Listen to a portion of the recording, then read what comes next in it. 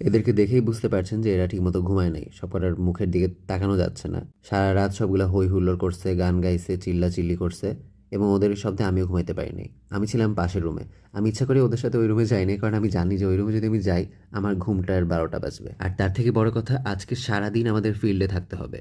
এবং আরও বড় ইম্পর্টেন্ট কথা হচ্ছে, সন্ধ্যায় যেই মণিপুরি রাসনৃত্য শুরু হবে সেটা কিন্তু সারা রাত জুড়ে চলে এবং ভোর 6টা 7টা পর্যন্ত চলতে থাকবে। এই যে আমাদের আকাশ ভাই, যিনি হচ্ছে ডিপার্টমেন্টের খুঁটিনাটি বিষয় সবকিছু দেখে শুনে আগলে রাখেন আমাদেরকে, ওনার জন্য আমার সবসময় মন থেকে দোয়া থাকবে। আমাদের যখন যা প্রয়োজন হয় আমরা ছুটে ছুটে চলে যাই আকাশ ভাইয়ের কাছে।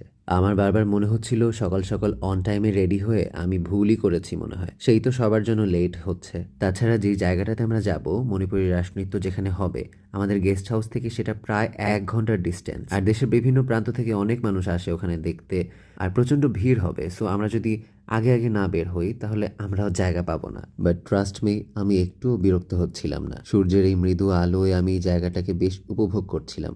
সকালটা আমার কাছে বেশ সুন্দর মনে হচ্ছিল বারবার। আর মনে মনে একটু খোয়াইশ জাগছিল, ইস, এই জায়গাটায় যদি আমার একটুখানি থাকার জায়গা হতো।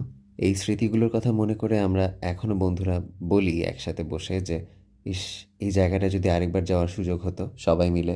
আই ডোন্ট নো আমাকে দেখতে কেমন লাগছে, আই মিন আউটফিট কেমন লাগতেছে ওভারঅল। আমি ট্রাই করেছি আমাদের যেই থিম টি শার্ট, ওই টি শার্টের সাথেই ম্যাচ করে আমি প্যান্টটা পরবো এবং একটা গ্লাস নিয়েছি জাস্ট।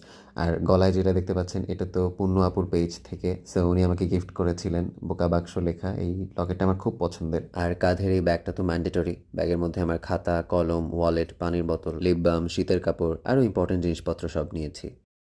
বলিব কত আমার দোকানে যত মুখে আর বলিব কত সুই সুতা আর আলোকলতা হালুক মাছের বয়লালো হালুক মাছের বয়লা ঝাপি মালা ঝুমঝুম মালা কে কিনবি আয় ঝাপি মালা ঝুমঝুম মালা কে কিনবি আয়।